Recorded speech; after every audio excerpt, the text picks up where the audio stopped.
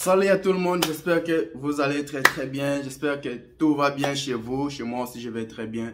Donc je suis ravi de vous retrouver encore dans cette nouvelle vidéo, là où je vais essayer de répondre à quelques questions qui m'ont été posées sur des commentaires, sur nos réseaux sociaux aussi, précisément sur Instagram. Alors, premièrement, je me présente, je suis Joël et je vis ici au Portugal, vous le savez, vous êtes dans votre chaîne G28. Dans cette vidéo, c'est justement, je vais répondre à quelques questions qui m'ont été posées. Donc, je serai rapidement avec toutes vos réponses. Et je vais dire aussi ceci.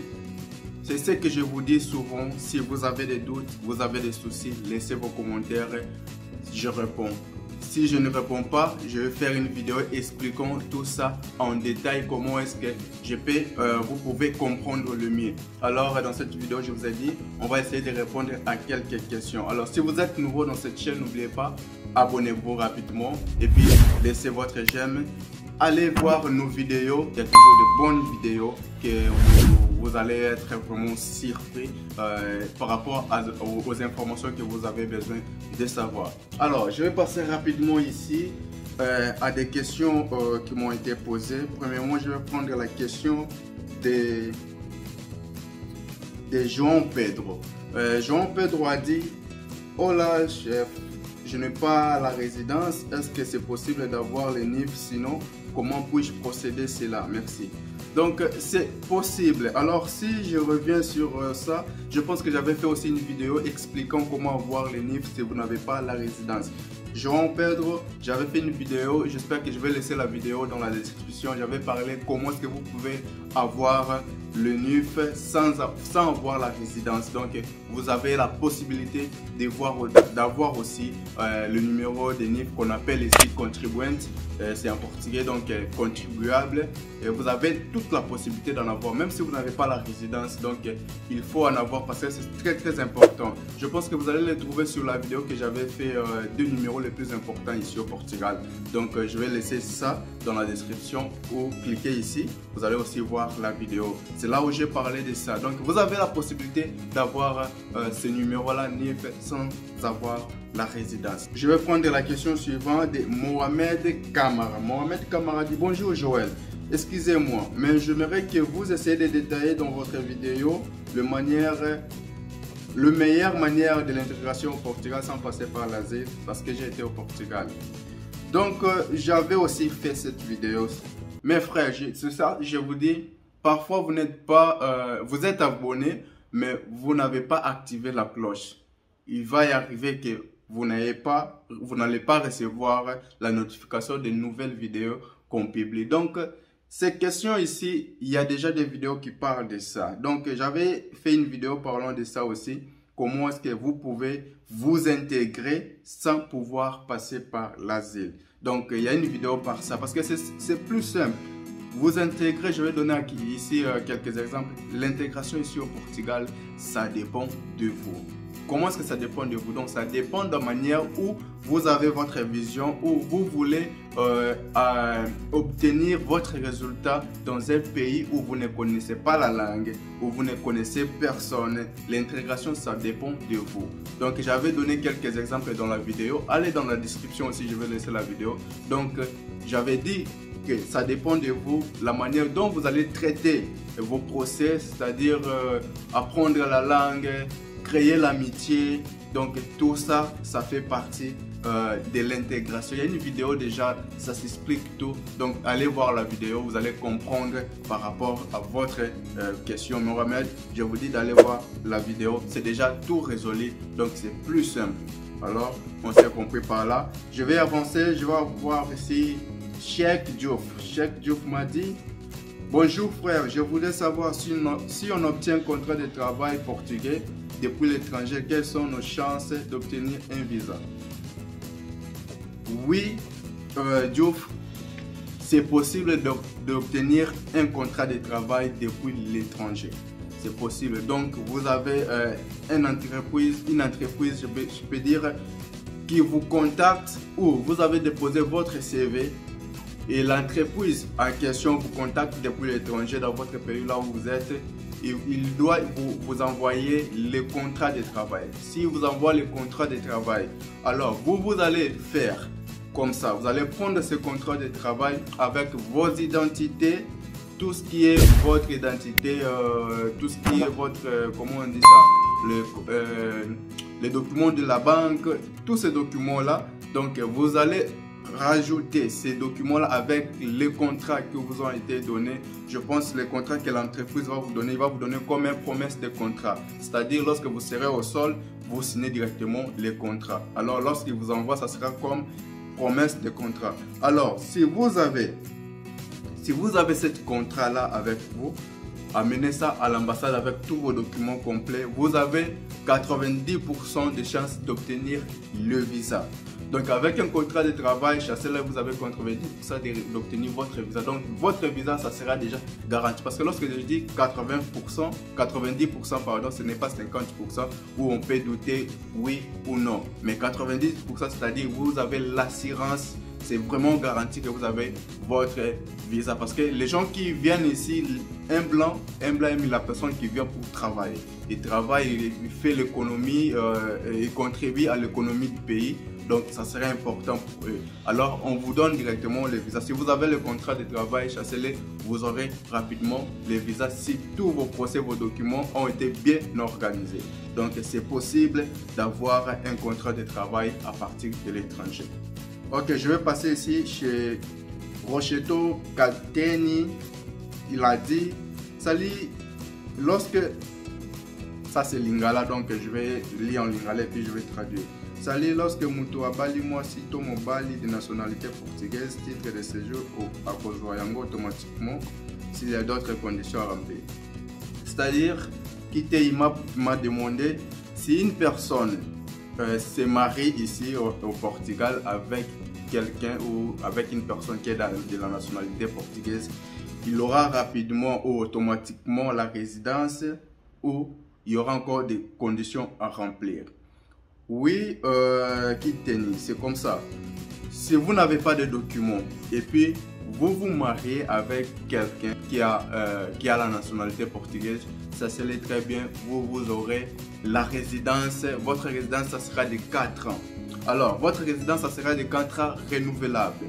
Parce que la personne a la nationalité portugaise. Alors, s'il a la résidence, vous aurez peut-être une année, 2 ans renouvelable.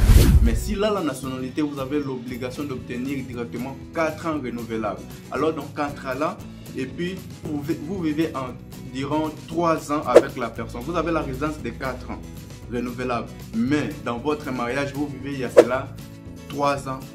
Vous pouvez obtenir directement la nationalité. Donc, ça ne sera pas obligé de terminer les 4 ans de votre résidence pour pouvoir demander la nationalité. Non.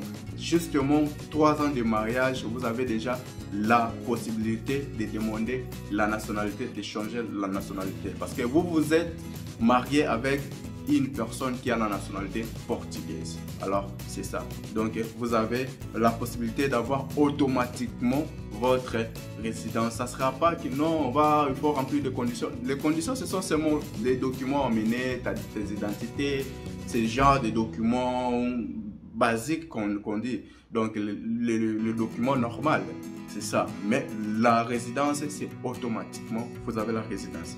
Ok, on va partir chez Orebek Grit. Orebek Grit a dit: merci cher frère pour la vidéo. Quel est le coût approximatif de la location d'une chambre, où la trouver par exemple? Je pense que Orebek et Grit, ils ont la même question. Orebek, Grit et Barry, ils ont la même question. Et Barry a dit: on aimerait encore la curiosité de connaître à peu près combien le prix d'une chambre ou studio. Oui, c'est ça, Great et Barré. Donc, à proximité de chambres ici au Portugal, donc ça dépend de la localisation ou des lieux où vous voulez avoir du chambre. C'est-à-dire, je peux donner un exemple. Ce qui est vrai, ce n'est pas un exemple, mais c'est vrai aussi. Ce qui est vrai ici au Portugal, disons au centre de Lisbonne, si vous voulez avoir une chambre, il faut préparer au moins plus de 300 euros. C'est-à-dire, si vous avez 300 euros, vous aurez une chambre.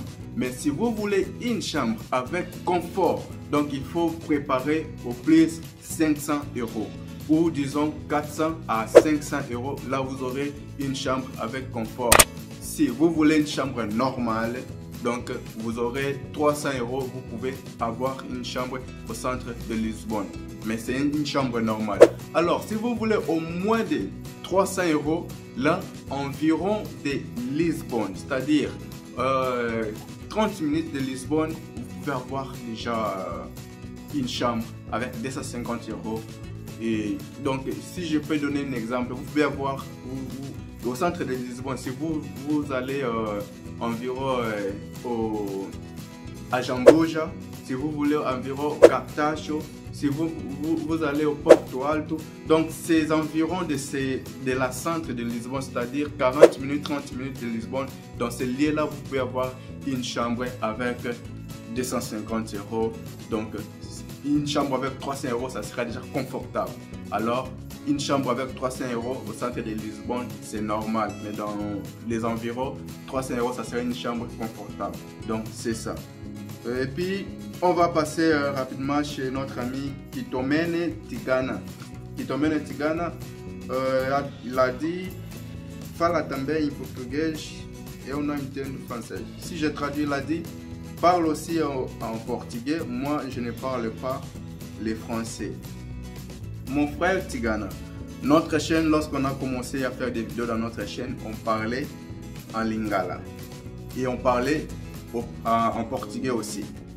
Ce qui est arrivé, c'est nos abonnés, il y a plus d'abonnés qui ne parlent pas lingala. C'est-à-dire, plus de nos abonnés ne viennent pas justement pour les Congos, les deux Congos qui parlent lingala, mais on a beaucoup de gens qui sont abonnés dans notre chaîne. C'est-à-dire cette chaîne, ce n'est pas une chaîne justement faite pour les Congolais parce qu'on va seulement parler lingala. Non, moi je ne parlais pas français, je parlais que portugais et lingala parce que je ne faisais pas de vidéos en